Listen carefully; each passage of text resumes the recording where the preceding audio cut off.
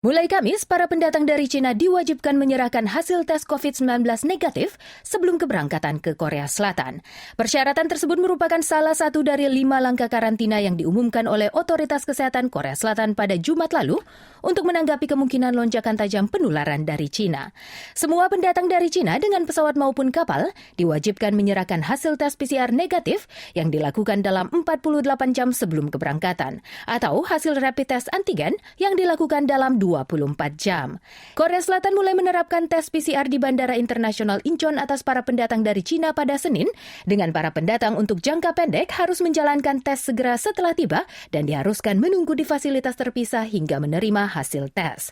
Warga Korea Selatan dan warga asing yang menetap di Korea Selatan dan kembali dari perjalanan di Cina harus melakukan tes PCR dalam sehari setelah ketibaan di fasilitas setempat dan menjalankan karantina di tempat tinggal masing-masing hingga hasil tes dikonfirmasi negatif.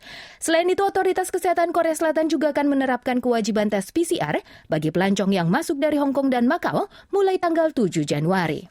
Direktorat Jenderal Pengendalian dan Pencegahan Penyakit Korea atau KDCA melaporkan penambahan kasus COVID-19 yang dikonfirmasi hingga Kamis dini hari sebanyak 64.106 kasus, termasuk 194 kasus yang berasal dari luar negeri. Jumlah kasus baru di Korea Selatan yang berasal dari luar negeri bertambah 22 kasus dalam sehari, dengan catatan 137 kasus pendatang dari Cina atau mencakup sekitar 70% dari total 194 kasus penularan dari luar negeri.